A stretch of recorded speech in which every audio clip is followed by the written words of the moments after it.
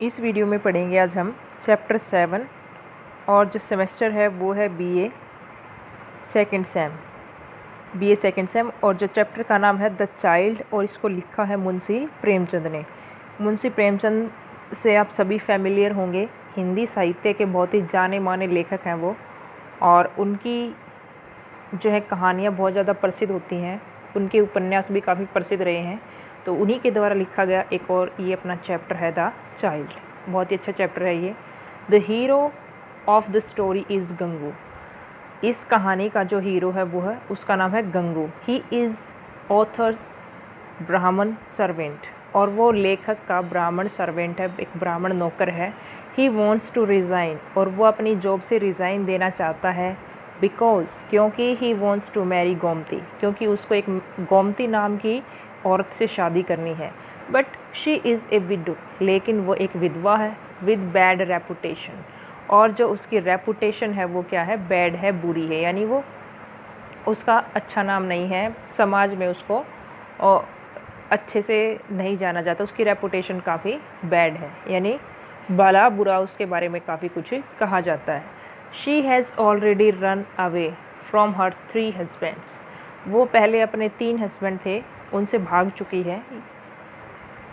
Gangu knows everything about Gomti, Gangu को प्रत्येक चीज़ का पता है गोमती के बारे में, कि कैसे कैसे वो अपने 3 हस्बैंड को छोड़ के भाग चुकी है और किस तरह से सोसाइटी में जो उसका नाम है वो ख़राब है।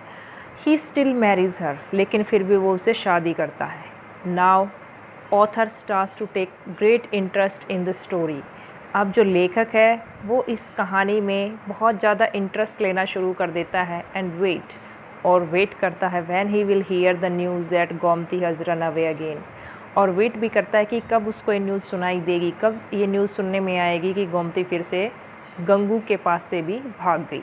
क्योंकि ऑथर ने गंगू को मना किया था कि जो गोमती है वो एक अच्छी औरत नहीं है। But Gangu is very happy all the time, लेकिन जो गंगू होता है वो हमेशा खुश रहता है। When ever the writer meets him, जब जब लेखक उससे मिलता है तब।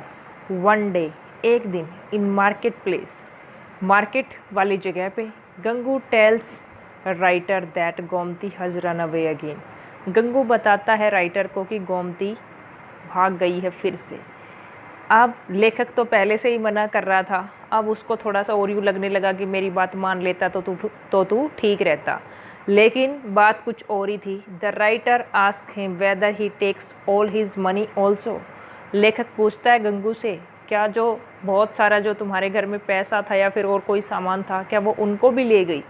बट गंगू सेज, लेकिन गंगू कहता है, she doesn't touch even a single thing, कि उसने तो किसी भी चीज़ को टच भी नहीं किया, सारी चीज़ें वैसे ही रखी हुई हैं, और इवन वो अपनी चीज़ें भी वहीं छोड़कर चली गई थी।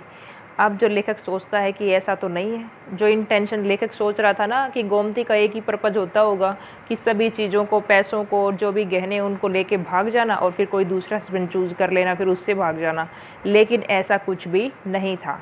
One day Gangu comes to the writer, एक दिन गंगू वापस आता है लेखक के पास, carrying a child in his arms, और उसके हाथों में एक बच्चा होता है, उसकी गोद में एक बच्चा होता है।